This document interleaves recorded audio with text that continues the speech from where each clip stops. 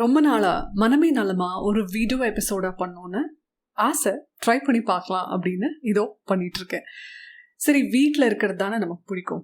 வீட்டில் இருந்தபடியே நம்ம எப்படி வீட்டில் இருப்போமோ அதே மாதிரி அதே ஃபீல்டில் ஒரு எபிசோட் பண்ணலாம், இதுக்காக எந்த தயாரெடுப்புகளும் வேண்டாம் அப்படின்னு சொல்லி கேஷுவலாக என்னோட ஒரு நாள்லேருந்து அப்படியே நான் இந்த எபிசோடை ரெக்கார்ட் பண்ணிகிட்ருக்கேன். ஏன் நான் இதை பற்றி பேசுகிறேன் அப்படின்னா சமீபத்தில் ஜெயமோகன் சாரோட ஒரு வீடியோ பார்த்தேன். அவர் சொன்னார், உங்கள் வீட்டில் நீங்கள் உங்களுக்குன்னு சில இடங்களை வச்சுக்கோங்க, சும்மா உட்கார்றதுக்கு, படிக்கிறதுக்கு, எதையோ யோசிக்கிறதுக்கு. இந்த சீக்ரெட் ஸ்பேசஸ் அப்படின்னு சொல்லுவாங்கல்ல, அந்த மாதிரி நமக்குன்னு சில இடங்கள் ரொம்ப முக்கியம். இந்த இடம் குறிப்பாக நான் நம்மளோட இன்ஸ்டாகிராம் வீடியோ ரெக்கார்ட் பண்ணுறதும் இந்த இடத்துல தான். ஸோ இது ஒரு சேஃப் ஸ்பேஸ், ஒரு சீக்ரெட் ஸ்பேஸ், ஒரு பீஸ்ஃபுல் ஸ்பேஸ்.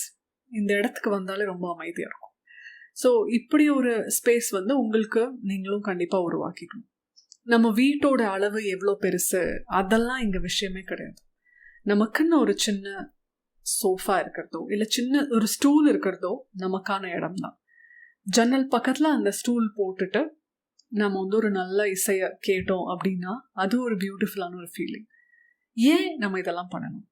இந்த மாதிரி இடங்கள் நமக்கு மனசுக்கு சந்தோஷத்தை கொடுக்கும். அவர் சொல்லும் போது தான் எனக்கு ஞாபகம் வருது, நம்ம சின்ன குழந்தைகளா இருக்கும்போது நம்ம இடங்கள் மீது நம்ம ரொம்ப அஃபெக்ஷனோடு இருந்தோம். நம்ம கிளாஸ்ல நம்ம உட்கார்ற இடமா இருக்கலாம், அந்த ஒரு டேபிளை, அந்த ஒரு சேரை, இல்லாட்டி அந்த பெஞ்சில் அந்த இடத்த நம்ம யாருக்கும் விட்டு கொடுக்க மாட்டோம்ல. அந்த மாதிரி மாடியில் கூட எனக்கும் என் தங்கச்சிக்கும் ஒரு பழக்கம் இருந்தது.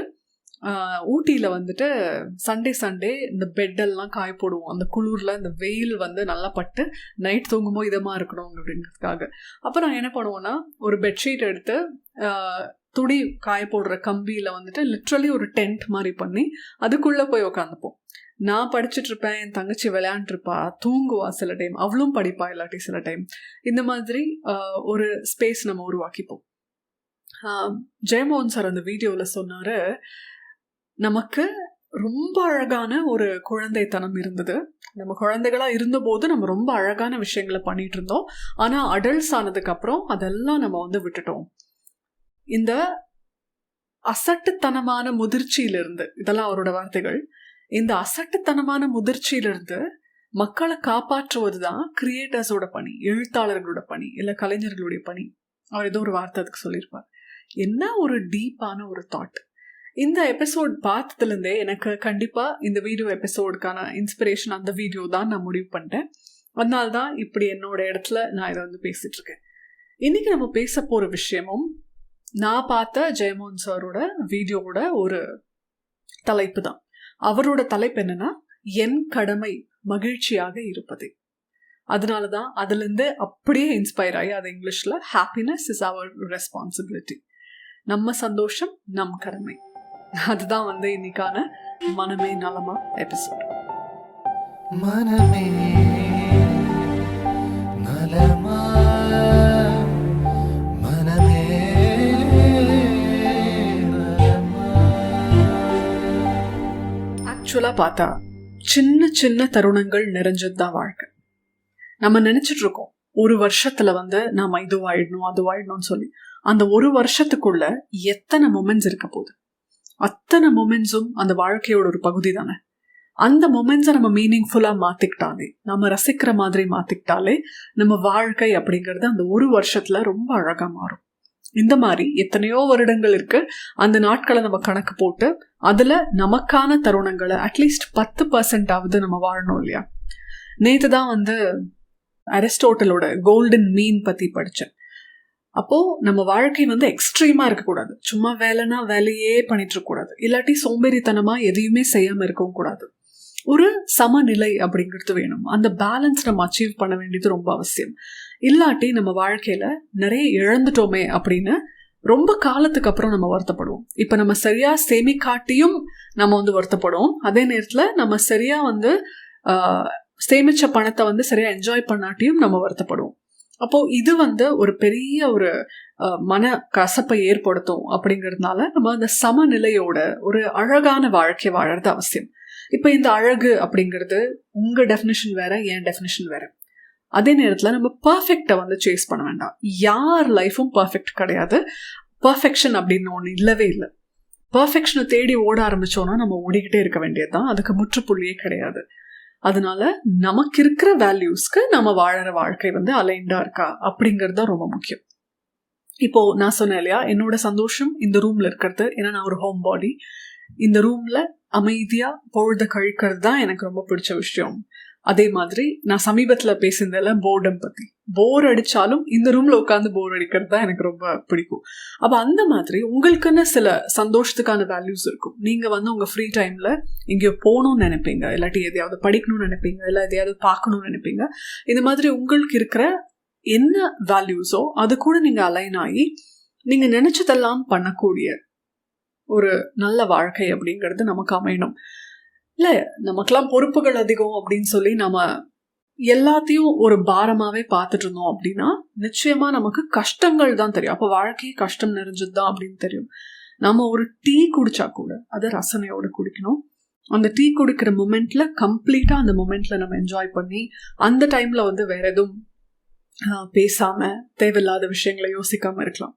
உணவு அப்படிங்கிறதுல நமக்கு எது அலர்ஜிக்கா இருக்கோ நம்ம அதை தவிர்த்துருவோம். அதே நேரத்தில் எது நம்ம உடம்புக்கு சரி வராதோ இல்லாட்டி எது ஹெல்த் இஷ்யூஸ் காஸ் பண்ணும் நமக்கு ஒரு அறிவு இருக்கோ அந்த உணவை நம்ம தவிர்த்துருவோம். அந்த மாதிரி நம்ம மீடியாவில் நம்ம கன்சியூம் பண்ணுற விஷயங்கள்லையும் ரொம்ப மைண்ட்ஃபுல்லாக இருக்க வேண்டியது அவசியம். இது நான் எதுக்கு சொல்கிறேன் அப்படின்னா, நம்மளோட டைம் அப்படிங்கிறது ரொம்ப ப்ரெஷியஸ். குறிப்பாக ஃப்ரீ டைம் அப்படிங்கிறது நமக்கு இப்போல்லாம் கிடைக்கிறதே ரேர் ஆயிடுச்சு.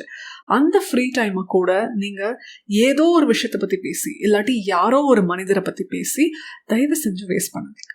அந்த மொமெண்ட்டை, அந்த ஒரு சின்ன பிரேக்கை பியூட்டிஃபுல்லான ஒரு பிரேக்காக நீங்கள் மாற்றிக்கணும் அப்படின்னு நான் கேட்டுக்கிறேன். அது ரொம்ப ரொம்ப அவசியமானது. சக்ஸஸ் அப்படிங்கிறதுக்கு ஒரு காமனான டெஃபினிஷன் ஒன்று நம்ம ஃபாலோ பண்ண ஆரம்பிச்சிட்டோம் அப்படின்னா கண்டிப்பாக அதனால நம்ம நிறைய கவலைகளையும் கஷ்டங்களையும் தான் சந்திப்போம். ஏன்னா அந்த ஒரு காமன் டெஃபினிஷனுக்கு நம்ம சில சமயம் போவே முடியாது. இப்போ உதாரணத்துக்கு எல்லாரும் ஒரே விதமான டான்ஸ் ஆடணும், அதுவும் ஒரே கிரேஸாவோட ஆடணும் அப்படின்னா நம்மளால முடியுமா? உங்களோட பாடி மூவ்மெண்ட் வேற மாதிரி இருக்கும், என்னோடது வேற மாதிரி இருக்கும். நம்ம விரல்களே அப்படி கிடையாது, நம்ம கையெழுத்தும் அப்படி தானே. உங்களது ஒரு மாதிரி வரும், என்னோடது ஒரு மாதிரி இருக்கும். நம்ம பென் பிடிக்கிறதே வேற மாதிரி இருக்கும். அப்போ நம்மக்கிட்ட இவ்வளோ இண்டிவிஜுவல் குவாலிட்டிஸ் இருக்கும்போது நம்ம காமனான ஒரு சக்ஸஸ் அப்படிங்கிற டெஃபினிஷனை ஃபாலோ பண்ண ஆரம்பித்தோன்னா சில பேர் அதில் குவிக்காக வந்து அந்த கோலை ரீச் பண்ணிடுவாங்க. நம்மளால அந்த சக்ஸஸை ரீச் பண்ண முடியலன்னா நாம் ஏதோ லைஃப்பில் தோத்துட்ட மாதிரியும் நாம் ஏதோ லைஃப்பில் பின்தங்கிட்ட மாதிரியும் தான் நமக்கு கவலைகள் இருக்கும். ஆனால் சக்ஸஸ் அப்படிங்கிறது காமன் டெஃபினிஷன் அப்படிங்கிறத நீங்கள் எடுத்துக்க வேண்டிய அவசியமே கிடையாது. உங்கள் சக்ஸஸ் என்னங்கிறத நீங்கள் முடிவு பண்ணுங்கள். உங்களுக்கு எது போதும், எவ்வளவு போதும் அப்படிங்கிறத நீங்கள் முடிவு பண்ணுங்கள்.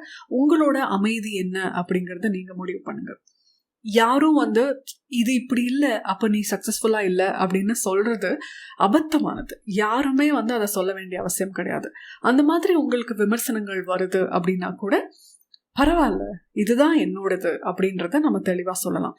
இப்போது சொசைட்டியோட காமன் டெஃபினிஷன்ஸ்க்கு நம்ம மீட் பண்ணல அப்படின்னாலே நம்ம ஃபெயிலியர் அப்படின்னு தான் பார்ப்பாங்க. பரவாயில்ல, உங்கள் பார்வைக்கு அது ஃபெயிலியராக இருக்கலாம், ஆனால் என் பார்வைக்கு அது அனாவசியமானது, நான் வாழ்ந்துட்டுருக்கிறது எனக்கு போதுமானது அப்படிங்கிற ஒரு கிளாரிட்டியில் நம்ம இருக்கோம்னா நம்ம சொல்லும் போதே நம்ம எவ்வளோ கிளியராக இருக்கோங்கிறது வெளிப்பட்டுரும். அதுக்கப்புறம் அவங்க அதை வந்து நீட்டிக்க மாட்டாங்க. இன்னொன்று, ஒவ்வொருத்தருக்கும் கருத்து சொல்கிறதுக்கான உரிமை இருக்குது அப்படிங்கிறதுனால ஒவ்வொருத்தரோட கருத்தும் ஒவ்வொரு மாதிரி இருக்கும். எப்போவுமே நான் எனக்கு சொல்லிக்கிற விஷயம், ஒருத்தரோட கருத்து வருது அப்படின்னா அவங்க பழக்கப்பட்ட சூழ்நிலைகள், அவங்களோட அனுபவங்கள், அவங்களுடைய அறிவு, அவங்க படித்த விஷயங்கள், இதுல இருந்தெல்லாம் சேர்ந்து தான் அந்த ஒப்பீனியன் வருது. அப்போ அதனால நாம பாதிக்கப்பட வேண்டிய அவசியமே கிடையாது.